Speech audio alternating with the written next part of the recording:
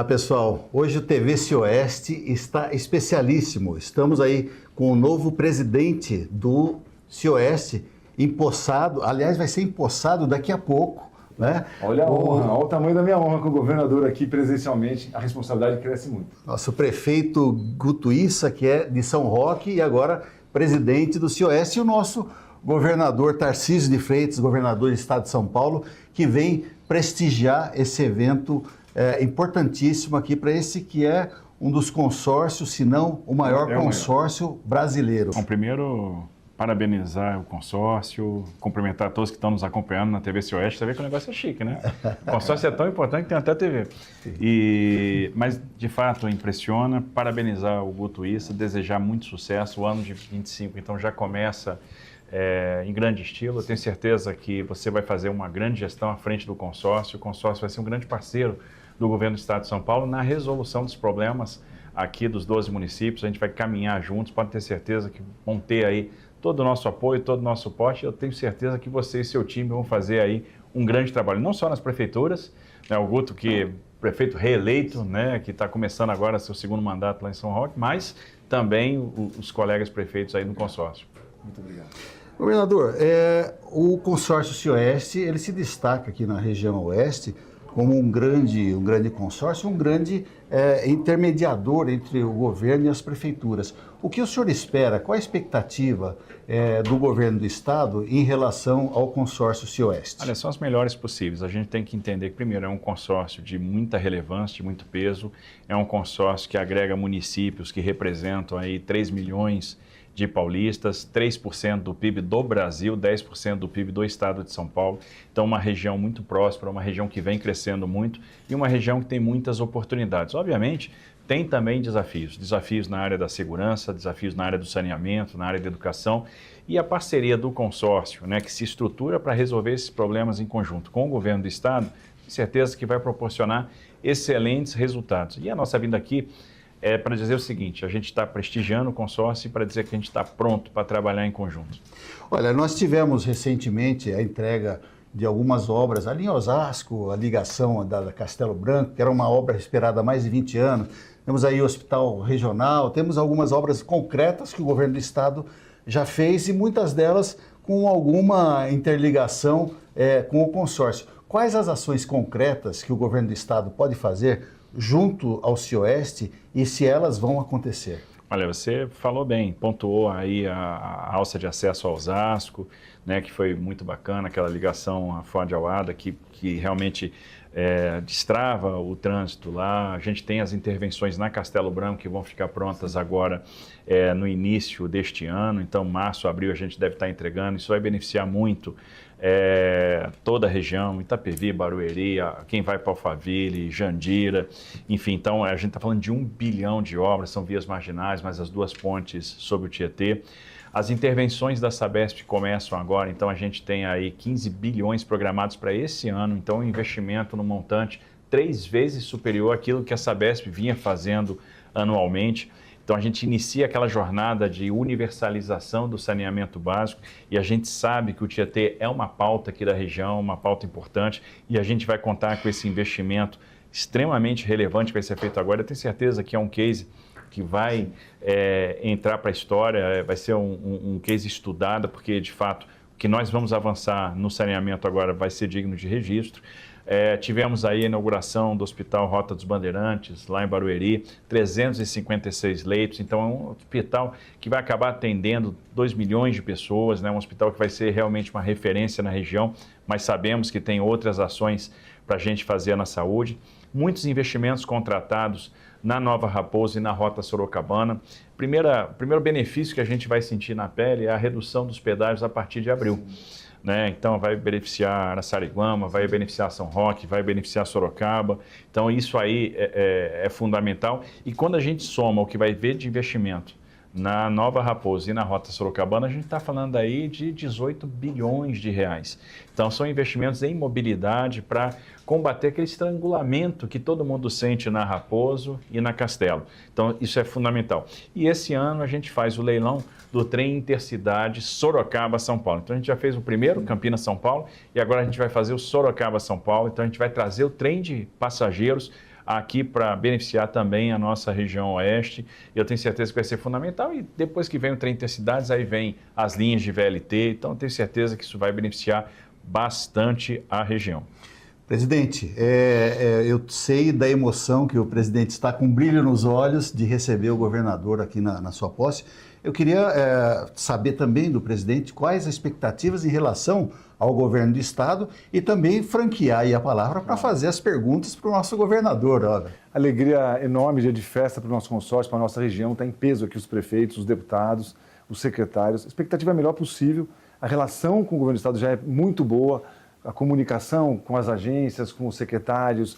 O ano promete muita coisa, a gente está com uma expectativa muito alta. A minha gratidão para ele como brasileiro, pela figura pública, o homem público que ele é, e também como governador está prestigiando o nosso consórcio nessa tarde. Muito feliz, vamos trabalhar muito junto. Eu venho para revolucionar. O Cioeste é uma potência, uma Ferrari. Eu venho para pilotar com os amigos, com os prefeitos, para a gente poder realmente resolver os problemas da população. Isso é um braço dos municípios do estado para cuidar da população dessa região.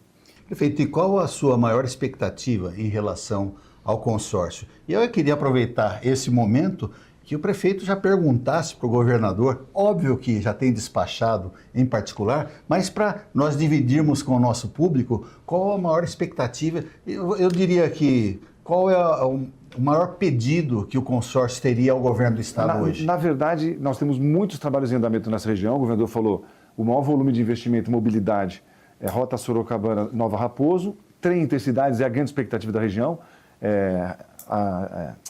estação em Água Branca, Alphaville, São Roque, Sorocaba. Isso vai revolucionar a mobilidade.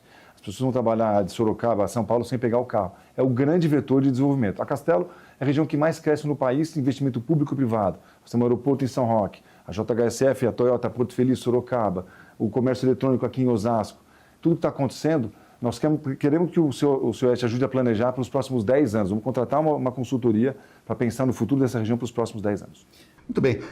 Infraestrutura, saúde e educação estão sempre na pauta do governador. Agora, a segurança tem sido um assunto muito caro para a nossa população. Eu queria saber, governador, de que forma os consórcios instituídos, em especial o Cioeste, pode ajudar nessa questão para trabalhar em conjunto com o governo do estado? Olha, tem uma questão que é fundamental no bom desempenho da segurança, que é a integração. E nesse sentido, o consórcio pode ajudar demais, principalmente quando a gente fala em agregação de tecnologia.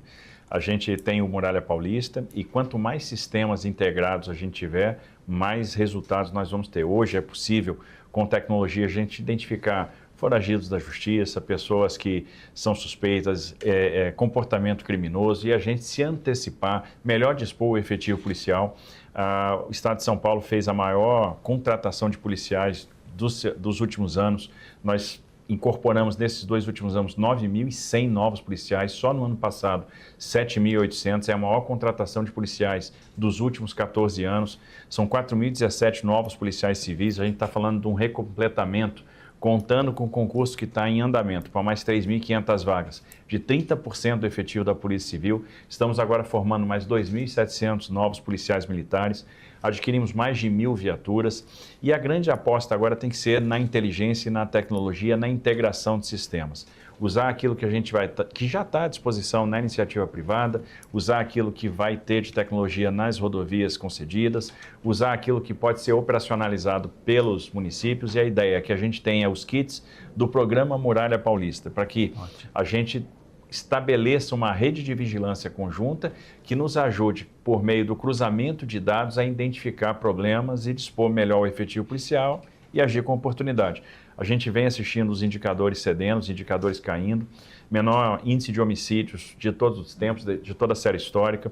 O Estado de São Paulo tem o menor índice de homicídios do Brasil, tem um índice que se assemelha ao índice dos Estados Unidos, menor indicador de roubos e furtos desde 2008, o roubo de carga caiu 20%, o roubo de veículos caiu 20%, mas a gente sabe que essa percepção não chegou na população.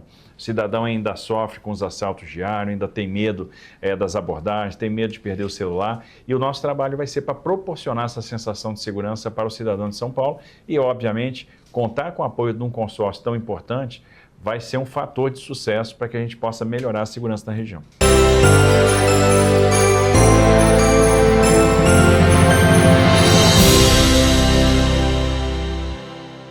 primeiro lugar, prefeito, muito obrigado mais uma vez.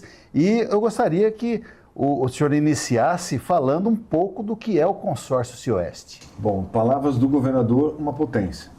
Tivemos aqui, iniciamos nosso ano com o pé direito, um grande evento organizado aqui pelo Jorge, pela equipe, que me deu muito orgulho de trazer o governador, passou a tarde inteira aqui, vários secretários, mais de 10 deputados, prefeitos de outras regiões, de outros consórcios, prestigiando esse que é reconhecidamente o maior consórcio de municípios do Brasil, de direito. Agora queremos que ele seja de fato também, que ele consiga expandir a sua visibilidade, a sua representatividade perante a União, perante o Estado e também ser um escritório dos municípios, o que os municípios puderem deliberar em termos políticos, em termos de atas, de compras coletivas, de redução de custos. Então, realmente, a gente está planejando para o Cioeste um grande ano em 2025.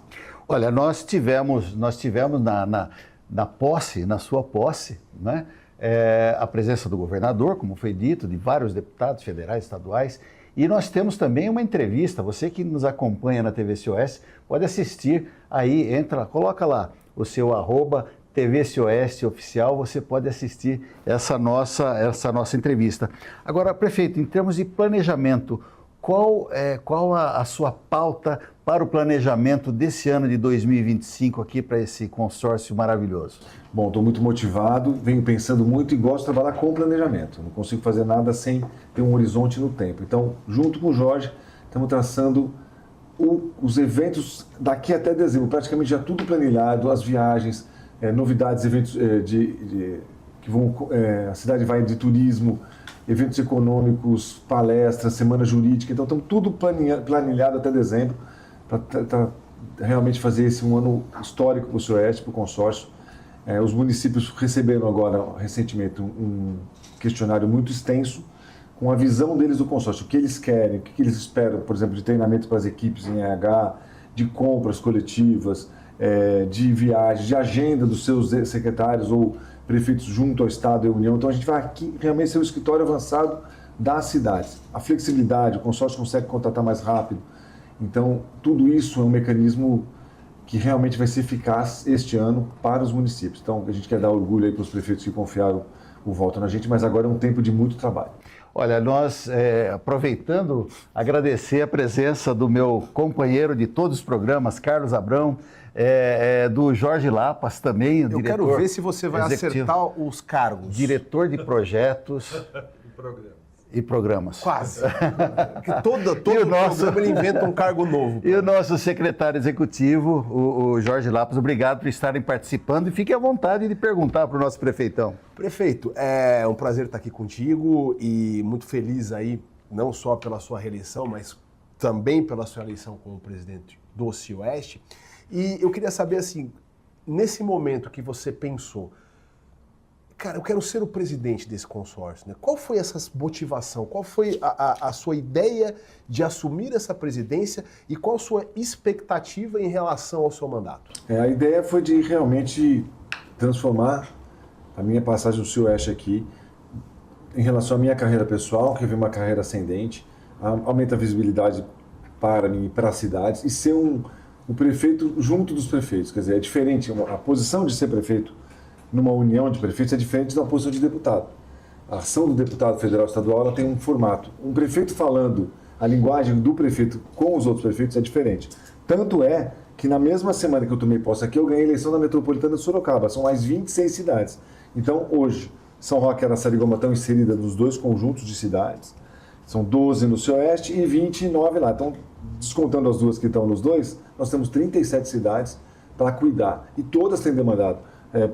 Pilar do Sul tem uma questão do 192, Pirapora do Bom Jesus tem o seu acesso na Castelo, Pirapora tem o problema do Rio Tietê, então isso tem sido muito interessante para mim. Minha visão foi de cooperar com os prefeitos. Não sou candidato a nada, tenho respondido muito, porque entrou uma questão de que eu seria candidato a deputado estadual federal no ano que vem. Não é verdade, é mentira, não tenho nenhuma disposição, nem interesse, nem vontade de me candidatar agora. Estou explicando nas entrevistas para que isso não seja um boato que tome uma proporção indevida. Então, realmente, a minha ideia foi de contribuir com o consórcio, enxergando nele essa potência que o governador viu, né, para a gente poder realizar coisas grandes, auxiliar os consórcios, essa questão pela lei nova de licitação das atas e tomadas de preço servirem para outros municípios, que simplifica muito a governabilidade, a agilidade, flexibilidade para as prefeituras. E, enfim, fomos convidados agora para falar em Nova York sobre a experiência do consórcio e a região da Castelo como um todo. Essa visão que eu tive também lá atrás foi de unificar as duas principais instituições da Castelo. Então, o Sudoeste começa em Osasco, termina em São Roque. A Metropolitana de Sorocaba começa em São Roque e termina em Jumirim. Então, é esse eixo todo que eu enxerguei como o maior vetor de desenvolvimento do Estado. Essa é a região que mais cresce no país, que mais tem investimento público e privado, JHSF, Toyota, várias outras empresas pondo muito dinheiro nessa nossa região. Agora, ela precisa crescer com um plano, ela precisa crescer com estratégia, de maneira organizada. A máquina pública tem que funcionar melhor. O consórcio é essa grande ferramenta para auxiliar o prefeito. Bom, prefeito Guto Issa, nosso presidente, né? Nós estamos muito felizes com a sua eleição para presidente. Eu sempre fui uma pessoa que acreditei muito nessa região nossa, nesse consórcio, e eu acho que a nossa felicidade é pela expectativa que se criou, né, com a sua eleição, uma pessoa agregadora, e a gente está vendo, né, até pela posse, quantos 3 secretários de Estado, governador aqui, tudo isso fortalece muito o nosso consórcio. Então, nós em 15 dias, né, e é bom que o Paulinho saiba disso, o Carlos já está sabendo, mas assim, a gente já produziu mais talvez do que em um ano inteiro. Então, nós tivemos uma reunião lá em São Roque com o Guto, passou umas 80 tarefas, a gente conseguiu já avançar algumas, né? Mas o presidente nosso, ele demanda todo dia, né? Às vezes ele manda mensagem 6 e pouco da manhã, ainda bem que eu estou acordado já, né?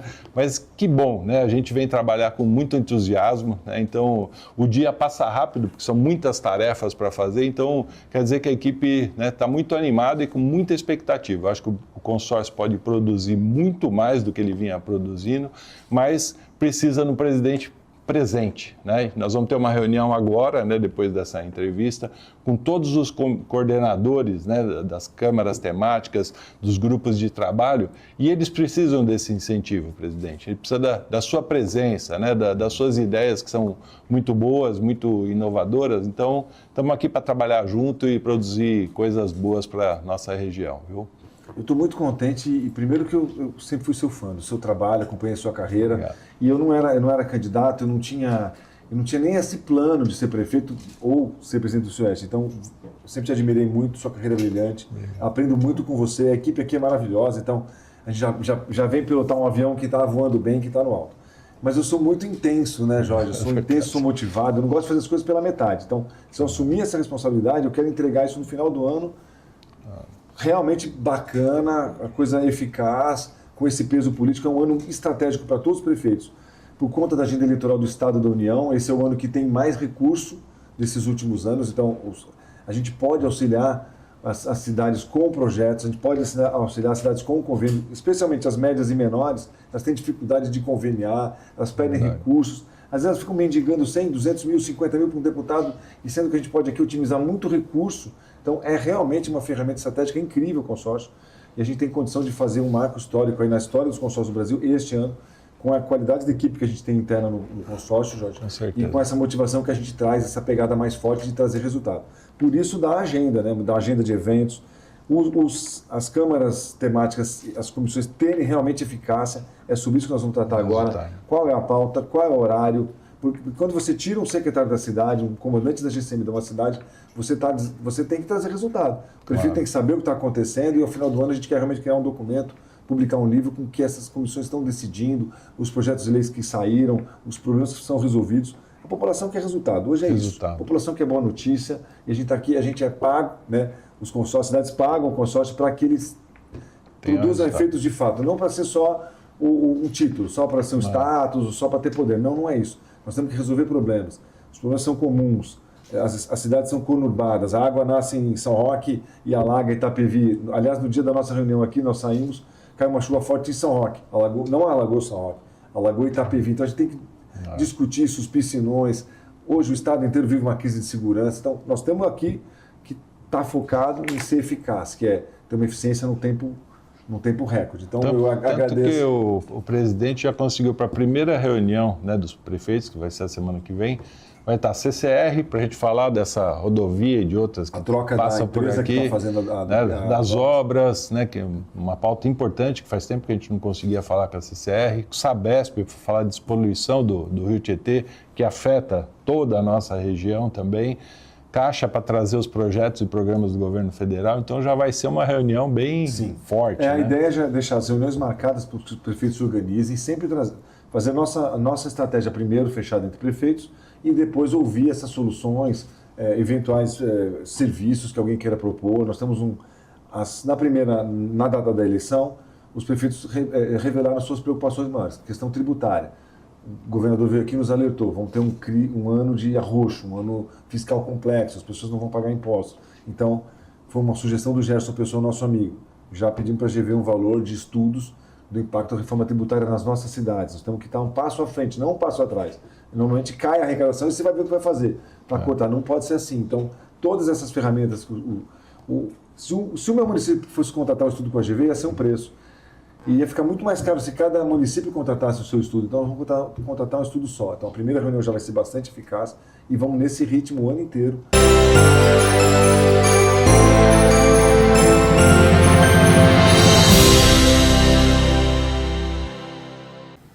Olá, iniciamos agora o TVC Oeste dessa semana, falando com a doutora Ana Celine da Silva Justo, especialmente, vamos falar sobre zoonoses, mas especialmente sobre a dengue. Agora, em especial, no verão, a dengue é uma doença grave que pode causar febre alta, dores intensas no corpo e casos mais severos, pode levar até a morte. É transmitida pelo Aedes aegypti, né, um mosquito, e a proliferação da enfermidade está diretamente ligada ao acúmulo de água parada, onde o inseto deposita seus ovos. Então, é importante ter aí o conhecimento da doutora Celine. Seja muito bem-vinda ao nosso programa, né, o TVC Oeste. Muito obrigada. Celine, você que é formada pela Uniso, Sorocaba, é médica veterinária, nascida e criada em São Roque. Conta um pouquinho das suas experiências lá na zoonose, em especial agora da dengue, né? Como é que está sendo isso? Todo início de ano para a gente, principalmente voltado ao combate à dengue, é sempre um desafio. Ano passado a gente teve, a nível estadual, mas vamos falar da municipalidade, um cenário um pouco diferente do que era encontrado anteriormente.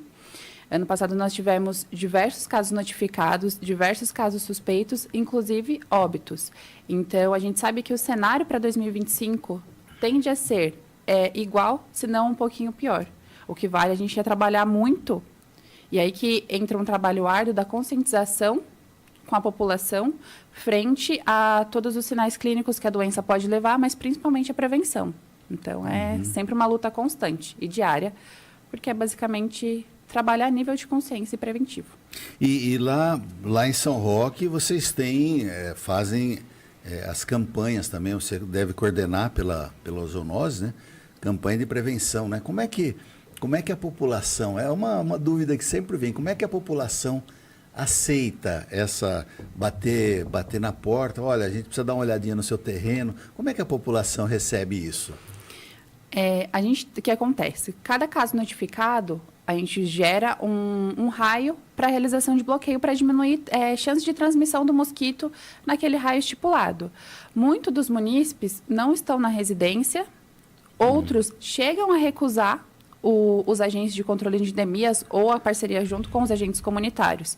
Isso é dificultoso não só para São Roque, mas como para cidades vizinhas, cidades próximas que também têm a mesma dificuldade.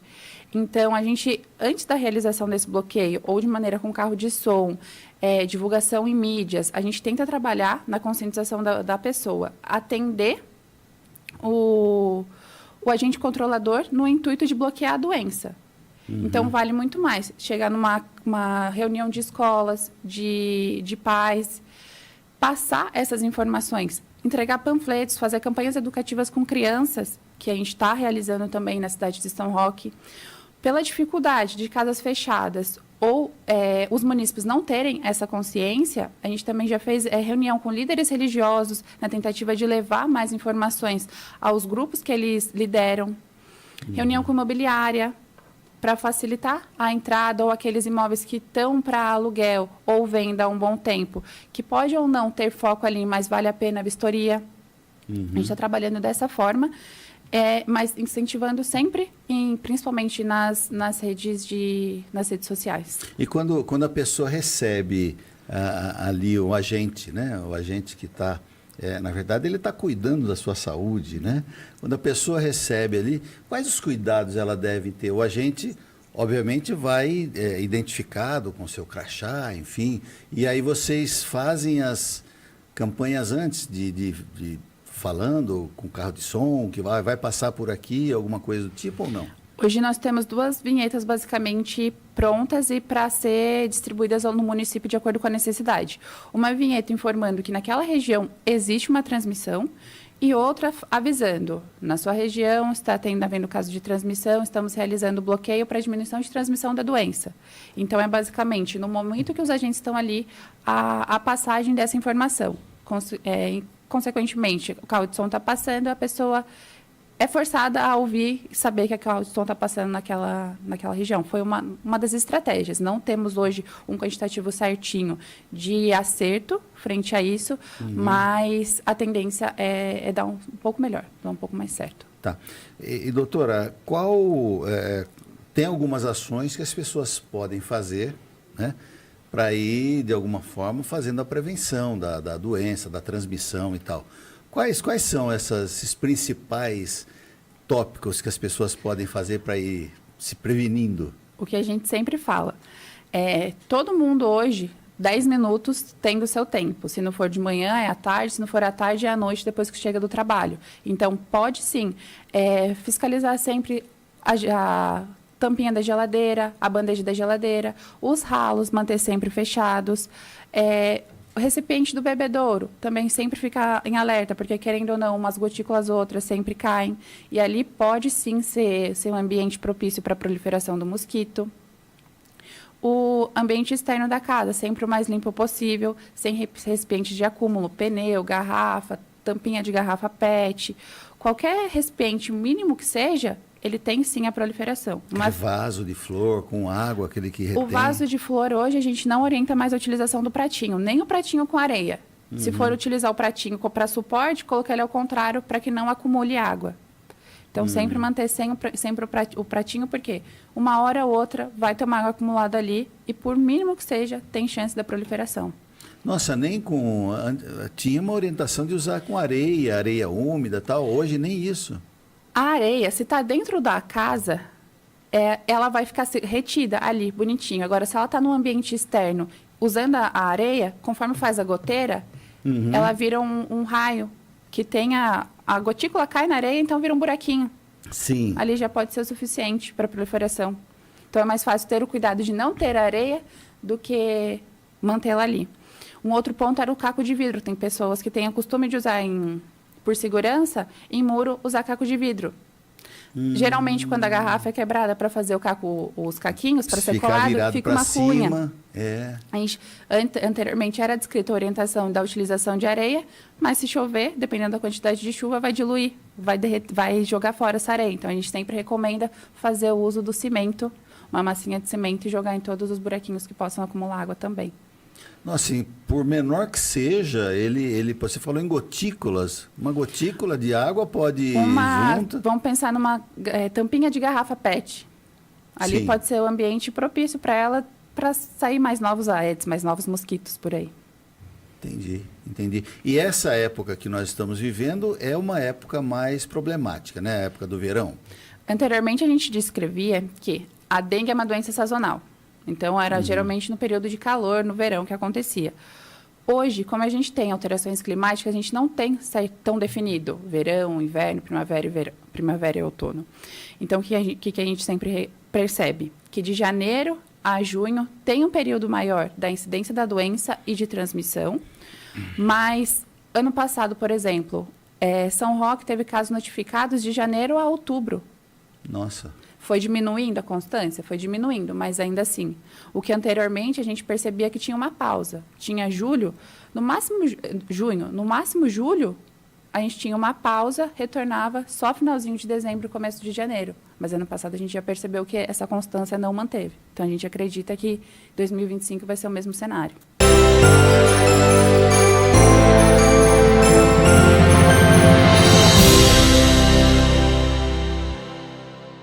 Olá, iniciamos mais um TV Cioeste e hoje com uma ilustre presença, nosso prefeitão de Ibiúna, prefeito Mário Pires de Oliveira, que é o atual prefeito eleito aí para o mandato 2025-2028 com a maior votação da história do município, eleito pelos republicanos.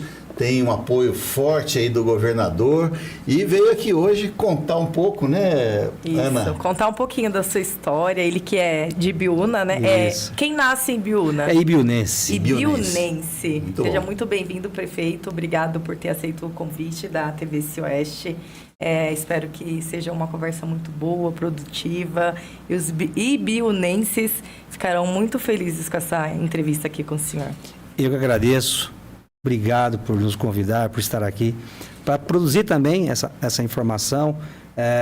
Todos envolvidos junto ao CIOS, conheça melhor Ibiúna, conheça essa cidade, que vamos dizer, é a filha mais nova agora do CIOeste. E a gente está aqui para passar um pouco de índices, dados, falar um pouco da nossa cidade, nossos potenciais, nossas dores, não é verdade? E Sim. nossos desafios. Sim. Eu agradeço muito o convite, estou muito à vontade com vocês aqui. Bacana. Prefeito, o senhor que é formado em Direito, né, lá pela Faculdade de Itu, pós-graduado em Direito Civil, Direito Processual Civil, especialista em Direito Cooperativo, essa experiência pretérita aí, como advogado, tem ajudado com certeza muito a sua administração, é isso mesmo? Paulo, é exatamente isso. Na verdade, quando eu tenho 25 anos de exercício profissional, se for somar então os 5 anos de estágio, eu tenho 30 anos eu brinco, de balcão de fórum, né? Ok. Então isso nos dá uma experiência de entender processos. Sim. E eu disse isso muito, né, inclusive na minha época de campanha, que uma das maiores colaborações minhas para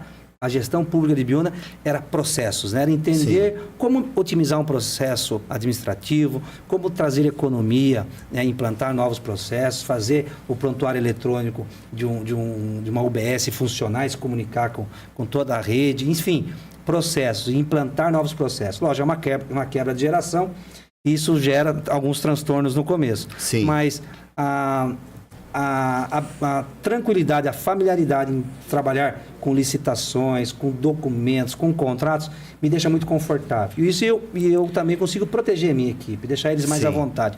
Acho que a minha grande colaboração de início é ter esses 25 anos de advocacia. Trabalho muito com associativismo, com cooperativismo. Sim. Então, eu tenho essa noção o quanto se faz uma cidade forte. Uma cidade forte se faz com instituições fortes. Então, a minha grande colaboração nesse começo de mandato é essa. Prefeito, foi um grande ganho para o CIOeste a inclusão, a vinda de Ibiúna, e recentemente São Paulo também entrou. Então, mostra o quanto o CIOeste ele pode ajudar, né, as cidades mega como São Paulo, 12 milhões de habitantes, e Ibiúna, que tem aí 80 mil habitantes, pelo que nós estávamos falando, né? Meio que coloca no mesmo nível de atuação, pelo menos as conquistas para o povo, né? O que o senhor acha dessa vinda, a sua inclusão no CIOS foi muito festejada, e o que o senhor acha dessa participação nesse, que é hoje, com certeza absoluta, é o maior consórcio brasileiro de municípios? Eu sempre olhei e assisti o CIOeste, as cidades que fazem parte do CIOeste e a forma que elas se comunicam, né? Se interligam. E por ter alguns conhecidos, aqui um abraço ao nosso grande amigo Jorge Lapas, né? Sim, nosso um grande parceirão. amigo de longa data. E aí eu vou me aproximando mais da região, faço uma amizade ali com o Gerson Pessoa, com o Rogério Lins. Então isso, quando eu encaro então o processo eleitoral e chego à vitória, uma das primeiras atitudes eu falo, a gente vai aderir ao consórcio, porque, independente do tamanho das cidades, as proporções dos problemas, elas existem da mesma forma, né? Seja um problema social, um problema de saúde, segurança pública, né? Então, eu olhei para isso e falei, independente, se eles tiverem saída para algumas coisas, eu vou entrar junto, eu vou aprender junto. E também, lógico, eu tenho que mostrar a minha cidade. A minha cidade hoje, ela é pequena em relação às grandes cidades da região oeste, mas ela é média em relação a todas as outras demais do estado de São Paulo. E a gente tem uma importância muito, muito grande para a região oeste da Grande São Paulo e também a capital. Nós somos protagonistas na segurança hídrica da Grande São Paulo. Sim. Parte da água que vem para São Paulo vem via Sistema São Lourenço, que é uma represa que está entre a divisa de Ibiúna com Juquitiba. Então, nós temos sim que pensar... E que também fornece para São Roque, né? São Roque. Aí nós temos outra represa, a outra bacia que abastece São Roque, Alumínio, Mairink, Ibiúna, Sorocaba e Votorantim. Olha a importância do município na segurança hídrica da região. Além de se falar também da segurança alimentar, né? Ibiúna é uma grande produtora de hortifruti, é nosso grande carro-chefe, a agricultura familiar. Nós temos mais de 4.500 produtores rurais na cidade, pequenos, mas que produzem, que fornecem para toda a região. Então, é muito importante para nós fazer parte, porque eu tenho o que geralmente as cidades da Grande São Paulo não têm, espaço, terra. Sim. E às vezes eu sou deficiente em tecnologia de alguma coisa. É essa troca, é esse intercâmbio que eu venho buscar. Mas essa sua trajetória na área né? Você foi também presidente da OAB de Ibiúna? Eu fui diretor, mas antes disso, assim, eu sou de uma família rural. Bacana. Eu fui um boia fria, eu fui um trabalhador rural.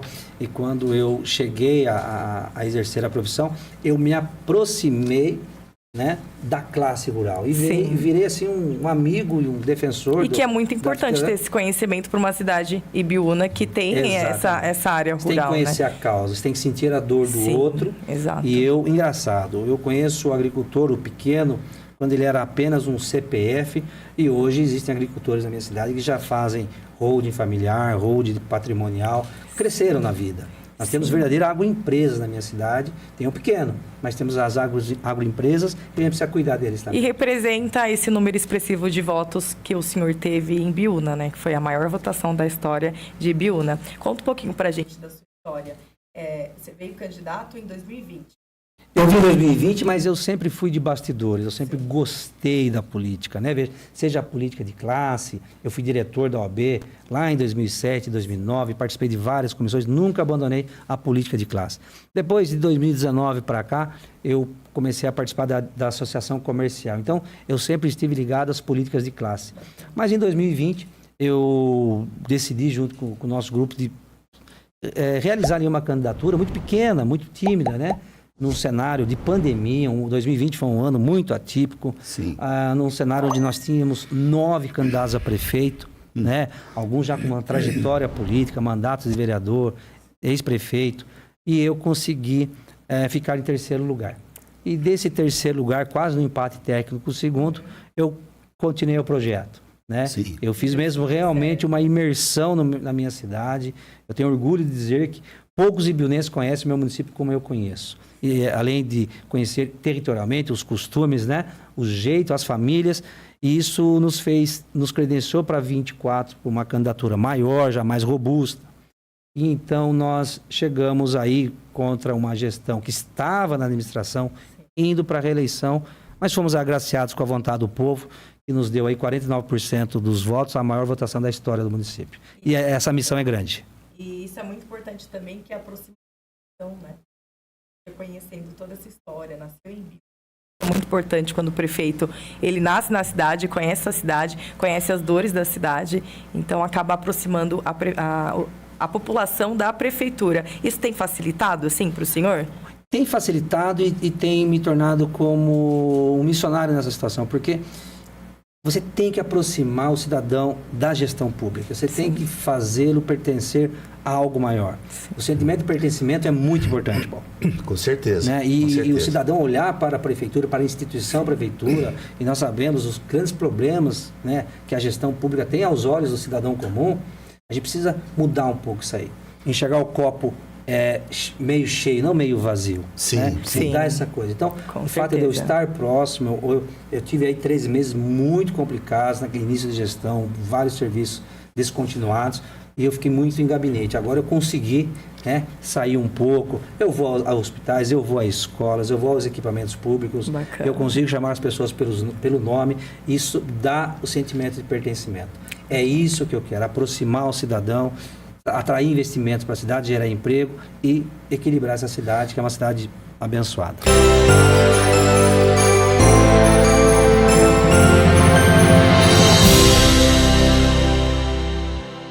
Que bacana.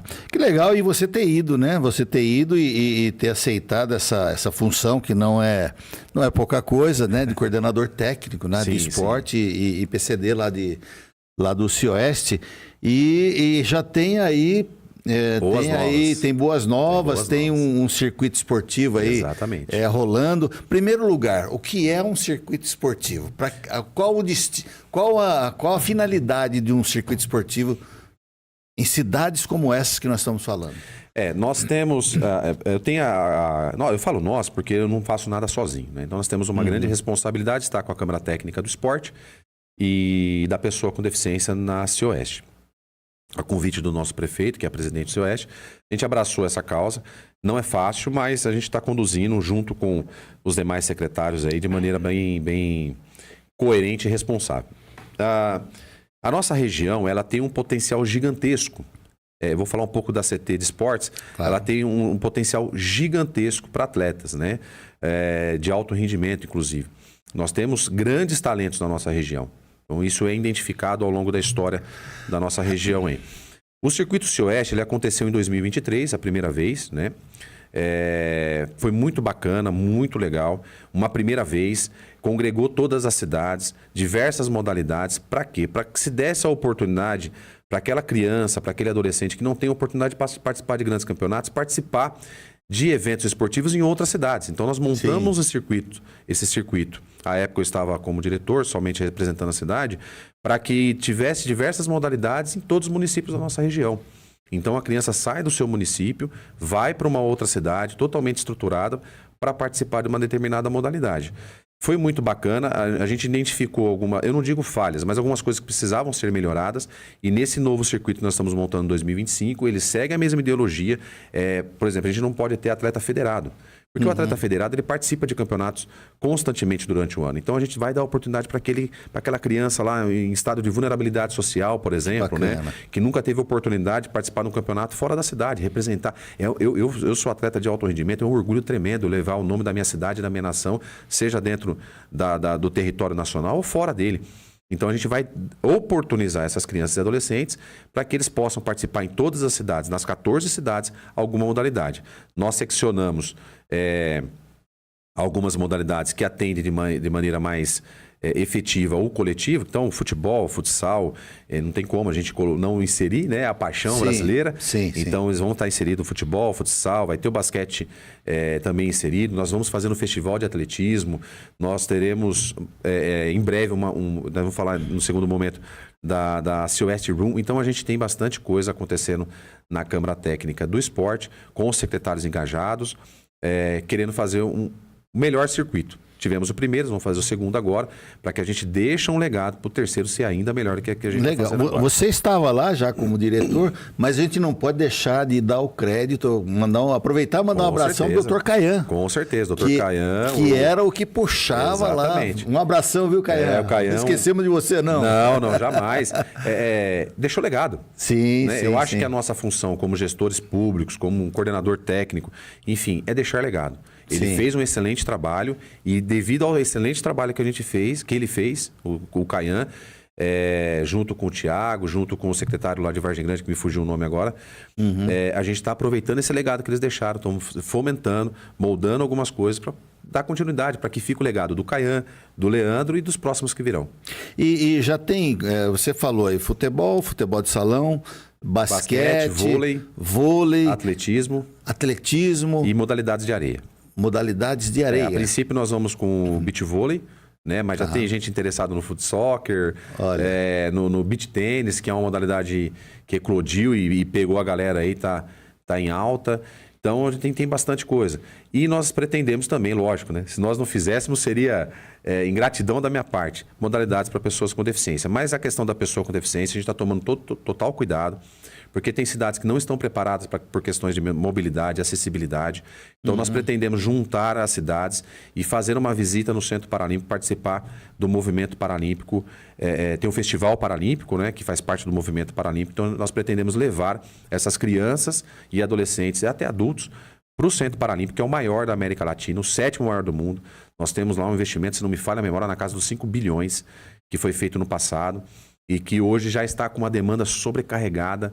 É um espaço magnífico que a gente não imagina que tem no Brasil. Então, a gente também está tratando a questão do paradesporto dentro da CT do esporte e a questão da pessoa com deficiência, lógico, dentro da CT da pessoa com deficiência. E a melhor idade também deve ser contemplada aí, com né? certeza, Não pode- porque as ações que você tem para a pessoa com deficiência, ela acaba sendo utilizada para a melhor idade. As adaptações são muito próximas, né? Ah, tá. Então, a gente vai tentar contemplar também a questão da melhor idade na CT da pessoa com deficiência.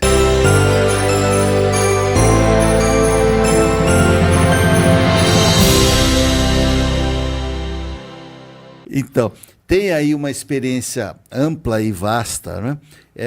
E tê-lo aqui conosco, Eduardo, é realmente uma aula de turismo, né? Eu agradeço muito a sua vinda e, de alguma maneira, a gente quer aprender contigo o que a nossa região... Você já deu algumas dicas no primeiro bloco do programa, o que a nossa região pode e deve incentivar no turismo. E aí é um turismo... Qual é o tipo de turismo que é a vocação da nossa região? Será que é turismo de negócio, turismo religioso, ou dá para juntar tudo isso num pacote? Não dá para juntar no mesmo pacote, é difícil, né? Porque são públicos específicos e você trabalha com cada tipo de público.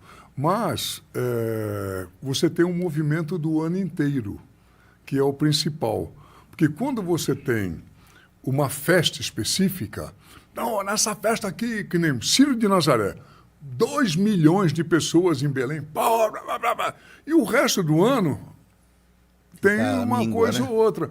Então, quando você prepara, até tem um ditado que diz, a gente deve preparar a missa para a igreja para a missa de domingo, que é onde vai bombar mais gente. Então, você tem que estar preparado para tudo, mas quando você tem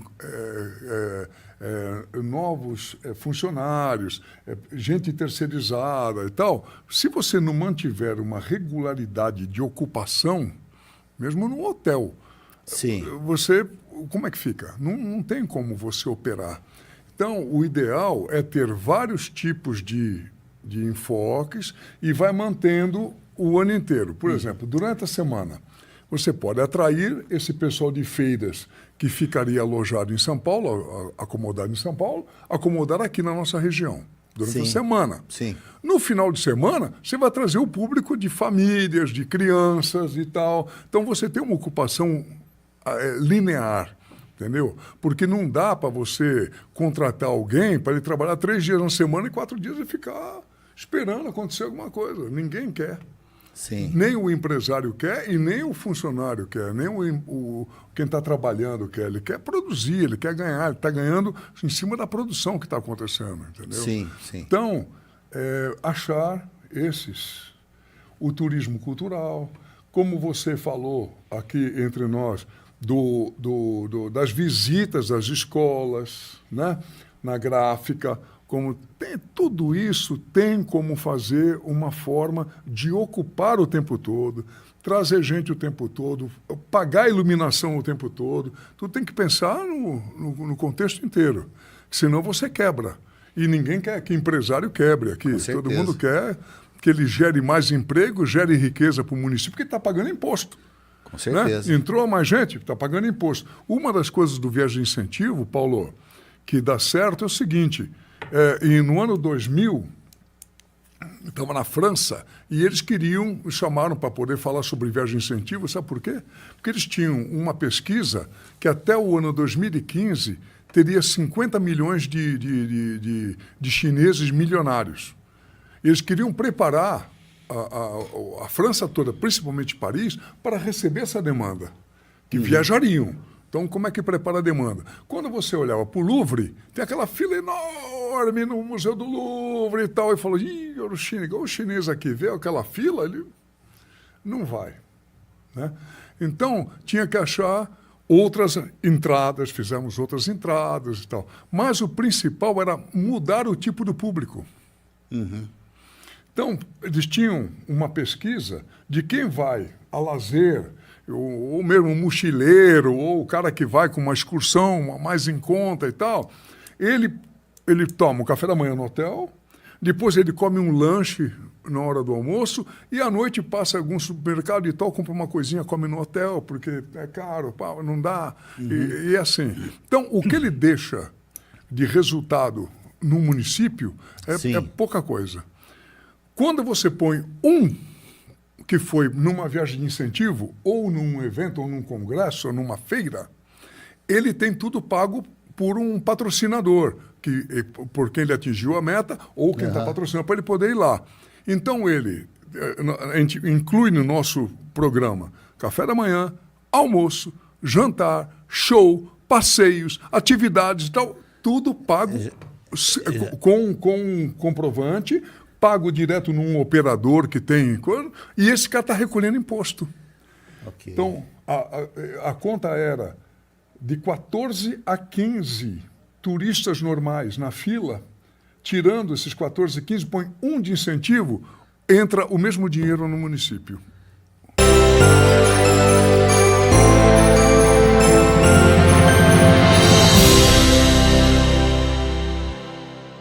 E a Catherine vem trazer para nós aqui algumas novidades, que nós estamos chegando muito próximo do aniversário. Olha só, gente, 3 séculos, 300 anos de história aqui de São Paulo. Catherine, conta um pouquinho para nós da importância de Pirapora no contexto aí, histórico da nossa região. Puxa, bom, falar de Pirapora brilha os nossos olhos, né? Então, sou caipira da Gema, caipira Pirapora, né? Piraporana da Gema, e a gente tem um carinho enorme pela cidade, pelos nossos ancestrais ali, e saber que estamos numa ocasião tão importante, que é a celebração dos 300 anos do encontro da imagem do Bom Jesus de Pirapora, né? As águas do Tietê, em 1725. O que fez com que todo esse contexto que nós conhecemos hoje de Pirapora, inserida no turismo religioso, acontecesse.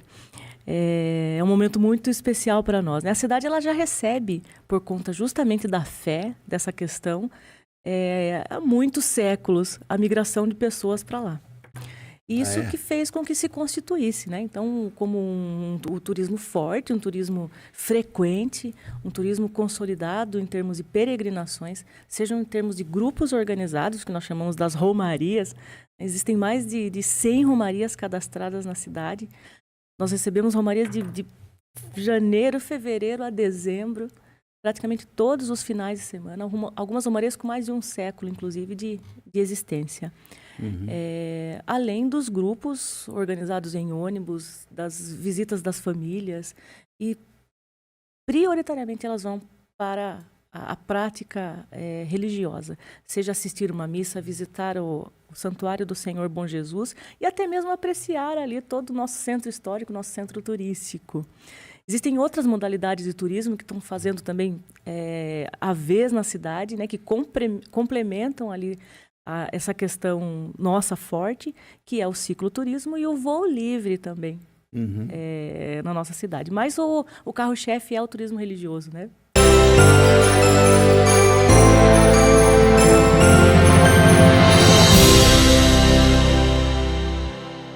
Mas é uma alegria tê-lo, e você que é muito operante, principalmente porque comanda uma das maiores corporações, se não for a maior, você tem esse número, corporações de guarda municipal de toda a região, né, Erivan? Sim, a Guarda Civil de Osasco é a maior da região. Né? Nós temos atualmente 502 guardas municipais e juntando aí o COS, né? Então a gente tem uma população, falando das guardas municipais da região, nós temos uma população de quase 3 milhões, aí, juntando todas as guardas, para a gente estar zelando, cuidando, que para nós é uma honra, né? Sim, e pelo consórcio, né? Nós sempre procuramos trazer a visão da integração que o consórcio Cioeste, que é o maior consórcio brasileiro de municípios, da integração que o consórcio faz entre vários setores. Um deles é a segurança. De que forma, na sua visão, Elivan, eu vou tirar o comandante, porque a gente até esquece que é amigo, né? Que é comandante da maior corporação aqui da região. Mas, comandante Elivan, qual a sua visão dessa integração que o Cioeste promove entre as guardas? Quais as principais vantagens e benefícios de ter aí uma ação conjunta integrada? Paulo, nós andarmos na mesma velocidade, né, em direção ao crescimento, ao avanço, porque na região nós temos guardas que têm menos efetivo, nós temos aí Araçariguama, que está a 200 metros aí da região metropolitana. Então, a partir do momento que nós, comandantes, nós nos reunimos e trazemos para a mesa as questões que são comuns, e naquela troca de diálogo, a gente acaba percebendo no outro um caminho mais tranquilo para resolver uma solução que pode acontecer aqui dentro de Osasco. Então, essa troca ela é muito importante, sem contar a questão da união, né, dos municípios. Nós temos uma tranquilidade aí muito, muito harmoniosa quando nós estamos discutindo guardas civis. E nós, na condição de comandante, eu tenho 33 anos de guarda civil, e nós temos comandante aí com menos tempo de função, com menos tempo, inclusive, de função de comandante, e essa troca de experiência faz com que a região ela vá caminhando na mesma velocidade naquilo que se refere à segurança, né, das guardas, não no sentido de guardas municipais. Então, essa troca ela é muito salutar, produtiva, e a velocidade nós vamos na mesma cadência. Não, e é importante o nosso telespectador, nosso internauta, verem, saberem que nós temos municípios como Osasco, com quase 1 milhão de habitantes, Barueri, uma cidade riquíssima, nós temos grandes municípios e temos municípios, como você disse, né, Vargem Grande, que já é um município com menos habitantes, é um município população menor, né, em termos de população. E, às vezes, nem sempre tem um equilíbrio de força das guardas, né? E aí, essa somatória, essa troca de experiências, eu diria até que, eu daria até um exemplo, né? Os comandantes de São Roque, Santana, Ibiúna e você, aqui de Osasco, representando, estiveram em Brasília recentemente pleiteando e falando, discutindo, dando sua contribuição para a melhoria das guardas, não é verdade? E aí isso reflete para toda a região. Com certeza. O último dia 2 de setembro nós estivemos em Brasília, houve um seminário para tratar aí o tema Polícia Municipal, né, ser inserido aí no sistema de segurança pública. E chamamos a atenção, né? Eu tive a oportunidade de falar na Câmara dos Deputados, falar na tribuna, e quando nós comentamos essa força que representa o Cioeste, a quantidade de municípios, essa questão de nós sentarmos à mesa e discutirmos juntos questões para a região, chamou bastante a atenção dos deputados que ali estavam. E nós estamos, inclusive, na iminência de receber uma comitiva, né, para entender melhor como que é esse consórcio, como que se discute essas questões aí numa região que inclui 14 municípios.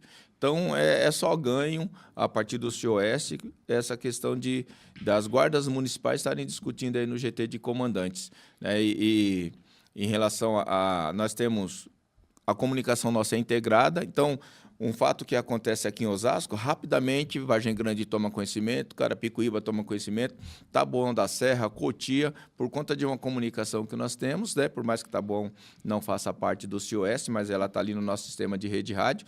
Então, um indivíduo que foge de Osasco, vai para Carapicuíba, Barueri, com veículo, rapidamente ele vai ser abordado, porque essa comunicação já foi passada para os 14 municípios, para os 13 municípios.